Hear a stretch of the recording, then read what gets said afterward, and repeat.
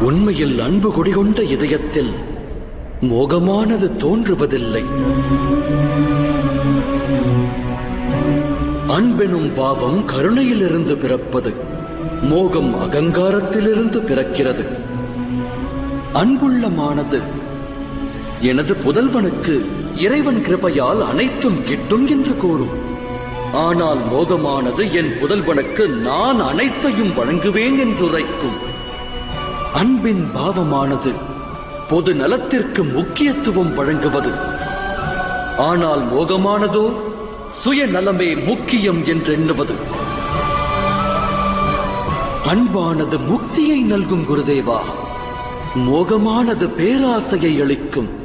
அன்பு தர்மமாகும் குருதேவா, அதோடு மோகம் அதர்மம்.